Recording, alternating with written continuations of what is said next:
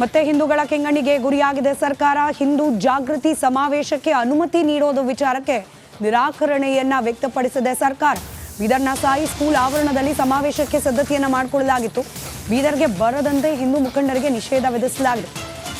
ಶ್ರೀರಾಮ ಸೇನೆಯ ಮುಖಂಡ ಪ್ರಮೋದ್ ಮುತಾಲಿಕ್, ಮಾಧವಿ ಲತಾ, ಕಾಜೋಲ್ ಹಿಂದೂಸ್ತಾನಿಗೆ ನಿರ್ಬಂಧವನ್ನು ವಿಧಿಸಲಾಗಿದೆ. ಸರ್ಕಾರ ಹಾಗೆ ಜಿಲ್ಲಾಡಳಿತದ ವಿರುದ್ಧ ಸಿಡಿದೆದ್ದಿದೆ ಕೇಸರಿ ಸೇನೆ.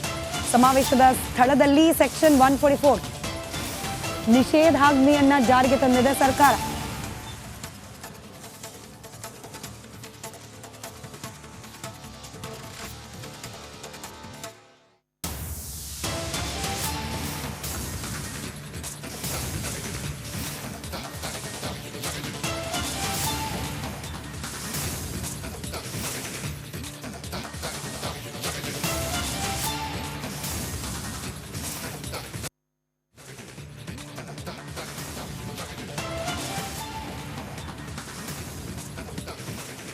ಮತ್ತಷ್ಟು ಡೀಟೇಲ್ಸ್ನೊಂದಿಗೆ ನನ್ನ ಕಲೀಗ ಮಲ್ಲಿಕಾರ್ಜುನ್ ಮರ್ಕಲೆ ನೇರ ಸಂಪರ್ಕದಲ್ಲಿದ್ದಾರೆ. ಮಲ್ಲಿಕಾರ್ಜುನ್, ಏನು ಕಾರ್ಯಕ್ರಮ ಇದು?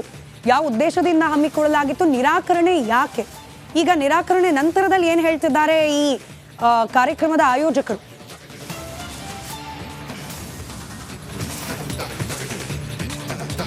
ಹೌದು ಸ್ಮಿತಾ, ನಿಜಕ್ಕೂ ಇವತ್ತು ಗಡಿ ಜಿಲ್ಲೆ ಬೀದರಲ್ಲಿ ಹಿಂದೂ ಜಾಗರಣ ವೇದಿಕೆಯಿಂದ ಏನು ಹಿಂದೂ ಸಮಾವೇಶನ ಹಮ್ಮಿಕೊಂಡಿದ್ರು. ಆ ಒಂದು ಸಮಾವೇಶಕ್ಕೆ ಈಗಾಗಲೇ ಶ್ರೀರಾಮ್ ಸೇನೆ ರಾಷ್ಟ್ರೀಯ ಅಧ್ಯಕ್ಷ ಪ್ರಮೋದ್ ಮುತಾಲಿಕ್ ಇರ್ಬೋದು, ಮತ್ತು ಈಗಾಗಲೇ ತೆಲಂಗಾಣದ BJP ಮುಖಂಡೆ ಮಾಧವಿ ಲತಾ ಇರ್ಬೋದು, ಮತ್ತು ಅದೇ ರೀತಿ ಹಿಂದೂಸ್ತಾನಿ ಕಾಜಲ್ ಇರ್ಬೋದು, ಇಂಥ ಭಾಷಣಕಾರರನ್ನು ಕರೆದು ಹಿಂದೂ ಮುಖಂಡರು ಈ ಒಂದು ಸಮಾವೇಶನ ಇವತ್ತೇನು ಹಮ್ಮಿಕೊಂಡಿದ್ರು. ಈಗ ಸಂಜೆ 4 ಗಂಟೆ ಕಾರ್ಯಕ್ರಮ ಕೂಡ ಆರಂಭ ಆಗಬೇಕಾಗಿತ್ತು. ಪ್ರತಿಯೊಂದು ತಯಾರಿ ಕೂಡ ನಡೀತಾ ಇತ್ತು. ಆದರೆ ಏಕಾಏಕಿ ಜಿಲ್ಲಾಡಳಿತ ಸರ್ಕಾರ ಈ ಒಂದು ಕಾರ್ಯಕ್ರಮಕ್ಕೆ ಈಗಾಗಲೇ ನಿಷೇಧ ಹೇರಿದ್ದಾರೆ. ಆ 3 ಜನ ಹಿಂದೂ ಭಾಷಣಕಾರರಿದ್ದಾರೆ. ಅಂದ್ರೆ ಟೋಟಲಿ ಜನರಲ್ ಜಾಗೃತಿ ಮೂಡಬೇಕು, ಹಿಂದೂ ಎತ್ತ ಸಾಗ್ತಾ ಇದೆ. ಈಗಾಗಲೇ ವಕ್ಫ್ ಬೋರ್ಡಿಂದ ಏನಂದ್ರೆ ಹಿಂದೂಗಳ ಮೇಲೆ ಸಾಕಷ್ಟು ಒಂದು ದೌರ್ಜನ್ಯ ಆಗ್ತಾ ಇದೆ. ಇಂಥ ವಿಷಯಗಳನ್ನು ಜನರಿಗೆ ಮುಟ್ಟಿಸಬೇಕು, ಯುವಕರಲ್ಲಿ ಜಾಗೃತಿ ಮಾಡಬೇಕು ಎಂಬ ಉದ್ದೇಶದಿಂದ ಹಿಂದೂ ಜಾಗರಣ ವೇದಿಕೆಯಿಂದ ಈ ಒಂದು ಕಾರ್ಯಕ್ರಮ ಹಮ್ಮಿಕೊಂಡಿದ್ದು ನೋಡಬಹುದು. ಇಲ್ಲಿ ಕಾರ್ಯಕ್ರಮ ಆಯೋಜಕರು ಕೂಡ ಸಾಕಷ್ಟು ಒಂದು ಆಕ್ರೋಶ ಪಡಿಸ್ತಿದ್ದಾರೆ. ಈ ಸರ್ಕಾರ ನಿಜಕ್ಕೂ ಹಿಂದೂ ವಿರೋಧಿ ಸರ್ಕಾರ ಇದೆ. ಸರ್ಕಾರ ಕೈಗೊಂಬೆಯಾಗಿ ಅಧಿಕಾರಿಗಳು ಕೆಲಸ ಮಾಡ್ತಾ ಇದ್ದಾರೆ.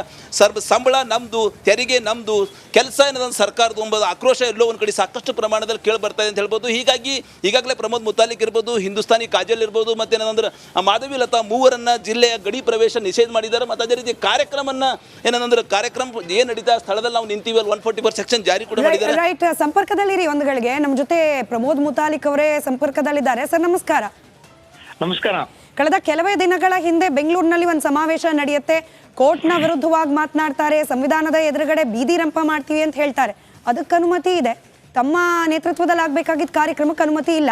ಯಾವ ರೀತಿ ಗಮನಿಸ್ತಿದ್ದೀರಿ ಇದನ್ನ? ನೋಡಿ, ಈ ರಾಜಕಾರಣಿಗಳೊಂದು ಅವ್ರಿಗೊಂದು ಅಸ್ತ್ರ ಅಂದ್ರೆ ಈ ಪೊಲೀಸ್ ಸ್ಟೇಷನ್, ಇದೊಂದು ಕೇಸ್ ಹಾಕೋದು, ಬ್ಯಾನ್ ಮಾಡೋದು, ಇದೊಂದು ಕೆಟ್ಟ ರೋಗ ಇದು. ಈಗ ಈ ರೀತಿಯ ಒಂದು ಸ್ವಾತಂತ್ರ್ಯ ಹರಣ ಇದು. ನಾವು ಸಂವಿಧಾನಾತ್ಮಕವಾಗಿ ನಮಗೆ ಡಾಕ್ಟರ್ ಅಂಬೇಡ್ಕರ್ ಅವರು ಸ್ವಾತಂತ್ರ್ಯ ಕೊಟ್ಟಿದ್ದಾರೆ, ವಾಕ್ ಸ್ವಾತಂತ್ರ್ಯ ಕೊಟ್ಟಿದ್ದಾರೆ. ಸೊ ಎಲ್ಲಾ ರೀತಿಯ ಸ್ವಾತಂತ್ರ್ಯ ಕೊಟ್ಟಂತ ಸಮಯದಲ್ಲಿ ಈ ರಾಜಕಾರಣಿಗಳಿಗೆ ಹಿಂದುತ್ವ ಅಂತಂದ್ರೆ ಇವ್ರಿಗೆ ಯಾಕೆ ಈ ರೀತಿ ಒಮ್ಮೆಲೆ ಮೈ ಮೇಲೆ ಮುಳ್ಳು ಬಂದಂಗೆ ಆಗುತ್ತೋ ಗೊತ್ತಿಲ್ಲ. ಅದರಲ್ಲಿ ವಿಶೇಷವಾಗಿ ಕಾಂಗ್ರೆಸ್ನವರಂತೂ ಹಿಂದೂ ದ್ರೋಹಿಗಳು, ಹಿಂದೂ ವಿರೋಧಿಗಳು, ಸೊ ಮುಸ್ಲಿಂ ಓಟಿಗೋಸ್ಕರ ಏನ್ ಬೇಕಾದ್ ಮಾಡ್ತಾರೆ ಅಂತ ಅನ್ನೋದಕ್ಕೆ ಇದು ಬ್ಯಾನ್ ಒಂದು ಅಂತನ್ನುವಂಥದ್ದು ನಾನು ಹೇಳ್ತಾ ಇದ್ದೀನಿ. ಸೊ ನಮಗೆ ಮಾತನಾಡಕ್ಕೆ ಅವಕಾಶ ಕೊಡಿ.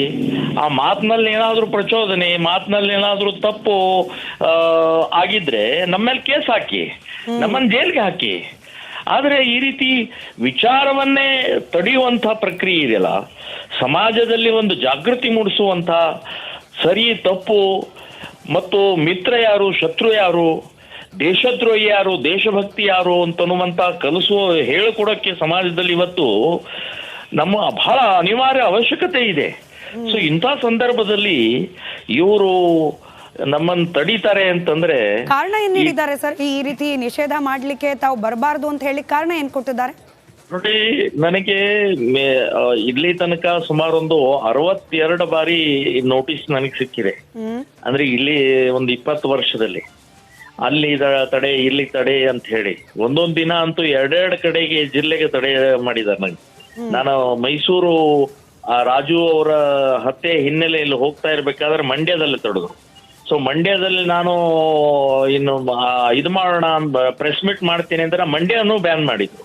ಹೀಗೆ ವಿಚಿತ್ರವಾಗಿ ಇವರ ನಡಾವಳಿಕೆ ಅಂತನ್ನುವಂಥದ್ದು ನಾನು ಹೇಳ್ತೀನಿ. ನನಗೆ ಇಡೀ ರಾಜ್ಯದಲ್ಲಿ ನಿಮ್ಮ ಮೇಲೆ ಕೇಸಸ್ ಇದಾವೆ, ನಿಮ್ಮ ಭಾಷಣ ಪ್ರಚೋದಕಾರಿ ಇದೆ ಅಂತ ಅನ್ನುವಂತ ಈ ಹೇಳಿಕೆಗಳನ್ನು ಕೊಟ್ಟು ನನ್ನ ಕೇಸನ್ನ ಆಲ್ರೆಡಿ ನಿರ್ಲಿಪ್ತ ಆಗಿದ್ದೇನೆ, ನಿರ್ದೋಷ ಆಗಿದ್ದೇನೆ, ಅದನ್ನು ಮತ್ತೆ ಮತ್ತೆ ಮತ್ತೆ ಮೆನ್ಷನ್ ಮಾಡ್ತಾರೆ ಇವರು.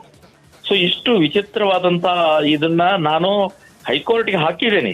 ನನಗೆ ಮೇಲಿನ ಮೇಲೆ ಈ ರೀತಿಯ ತಡೆ ಒಡ್ಡುವಂತಹದನ್ನ ಸಂಪೂರ್ಣವಾಗಿ ನಿಲ್ಲಿಸಬೇಕು ಅಂತನ್ನುವಂತ ದೃಷ್ಟಿಯಿಂದ ನಾನು PIL ಹಾಕಿದ್ದೀನಿ.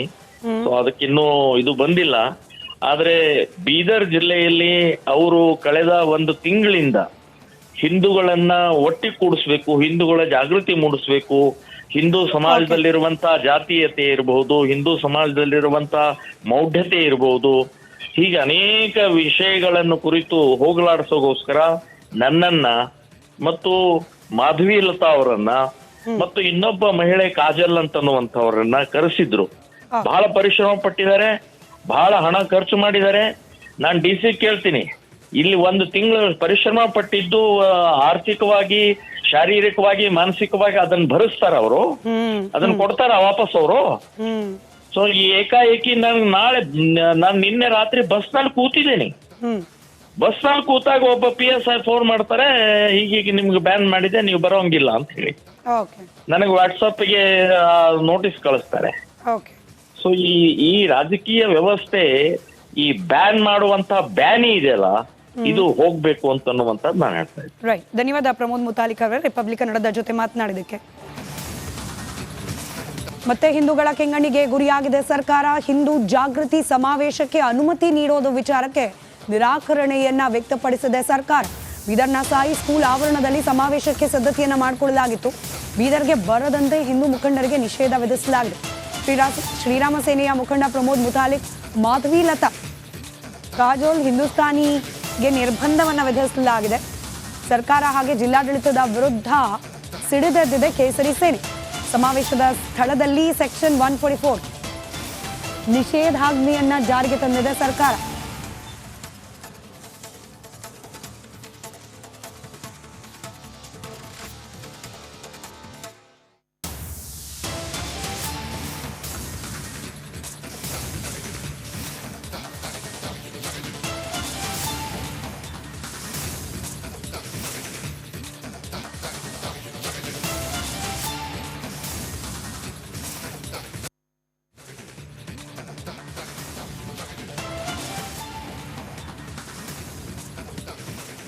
ಮತ್ತಷ್ಟು ಡೀಟೇಲ್ಸ್ನೊಂದಿಗೆ ನನ್ನ ಕಲೀಗ ಮಲ್ಲಿಕಾರ್ಜುನ್ ಮರ್ಕಲೆ ನೇರ ಸಂಪರ್ಕದಲ್ಲಿದ್ದಾರೆ. ಮಲ್ಲಿಕಾರ್ಜುನ್, ಏನ್ ಕಾರ್ಯಕ್ರಮ ಇದು?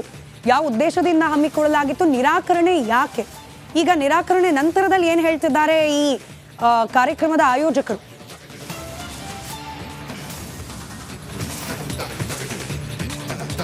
ಹೌದು ಸ್ಮಿತಾ, ನಿಜಕ್ಕೂ ಇವತ್ತು ಗಡಿ ಜಿಲ್ಲೆ ಬೀದರಲ್ಲಿ ಹಿಂದೂ ಜಾಗರಣ ವೇದಿಕೆಯಿಂದ ಏನು ಹಿಂದೂ ಸಮಾವೇಶನ ಹಮ್ಮಿಕೊಂಡಿದ್ರು. ಆ ಒಂದು ಸಮಾವೇಶಕ್ಕೆ ಈಗಾಗಲೇ ಶ್ರೀರಾಮ್ ಸೇನೆ ರಾಷ್ಟ್ರೀಯ ಅಧ್ಯಕ್ಷ ಪ್ರಮೋದ್ ಮುತಾಲಿಕ್ ಇರ್ಬೋದು, ಮತ್ತು ಈಗಾಗಲೇ ತೆಲಂಗಾಣದ BJP ಮುಖಂಡೆ ಮಾಧವಿ ಲತಾ ಇರ್ಬೋದು, ಮತ್ತು ಅದೇ ರೀತಿ ಹಿಂದೂಸ್ತಾನಿ ಕಾಜಲ್ ಇರ್ಬೋದು, ಇಂಥ ಭಾಷಣಕಾರರನ್ನು ಕರೆದು ಹಿಂದೂ ಮುಖಂಡರು ಈ ಒಂದು ಸಮಾವೇಶನ ಇವತ್ತೇನು ಹಮ್ಮಿಕೊಂಡಿದ್ರು. ಈಗ ಸಂಜೆ 4 ಗಂಟೆ ಕಾರ್ಯಕ್ರಮ ಕೂಡ ಆರಂಭ ಆಗಬೇಕಾಗಿತ್ತು. ಪ್ರತಿಯೊಂದು ತಯಾರಿ ಕೂಡ ನಡೀತಾ ಇತ್ತು. ಆದರೆ ಏಕಾಏಕಿ ಜಿಲ್ಲಾಡಳಿತ, ಸರ್ಕಾರ ಈ ಒಂದು ಕಾರ್ಯಕ್ರಮಕ್ಕೆ ಈಗಾಗಲೇ ನಿಷೇಧ ಹೇರಿದ್ದಾರೆ. ಆ 3 ಜನ ಹಿಂದೂ ಭಾಷಣಕಾರರಿದ್ದಾರೆ. ಅಂದ್ರೆ ಟೋಟಲಿ ಜನರಲ್ ಜಾಗೃತಿ ಮೂಡಬೇಕು, ಹಿಂದೂ ಎತ್ತ ಸಾಗ್ತಾ ಇದೆ. ಈಗಾಗಲೇ ವಕ್ಫ್ ಬೋರ್ಡ್ ಇಂದ ಏನಂದ್ರೆ ಹಿಂದೂಗಳ ಮೇಲೆ ಸಾಕಷ್ಟು ಒಂದು ದೌರ್ಜನ್ಯ ಆಗ್ತಾ ಇದೆ. ಇಂಥ ವಿಷಯಗಳನ್ನ ಜನರಿಗೆ ಮುಟ್ಟಿಸಬೇಕು, ಯುವಕರಲ್ಲಿ ಜಾಗೃತಿ ಮಾಡಬೇಕು ಎಂಬ ಉದ್ದೇಶದಿಂದ ಹಿಂದೂ ಜಾಗರಣ ವೇದಿಕೆಯಿಂದ ಈ ಒಂದು ಕಾರ್ಯಕ್ರಮ ಹಮ್ಮಿಕೊಂಡಿದ್ದು ನೋಡಬಹುದು. ಇಲ್ಲಿ ಕಾರ್ಯಕ್ರಮ ಆಯೋಜಕರು ಕೂಡ ಸಾಕಷ್ಟು ಒಂದು ಆಕ್ರೋಶ ಪಡಿಸ್ತಿದ್ದಾರೆ. ಸರ್ಕಾರ ನಿಜಕ್ಕೂ ಹಿಂದೂ ವಿರೋಧಿ ಸರ್ಕಾರ ಇದೆ. ಸರ್ಕಾರ ಕೈಗೊಂಬೆಯಾಗಿ ಅಧಿಕಾರಿಗಳು ಕೆಲಸ ಮಾಡ್ತಾ ಇದ್ದಾರೆ.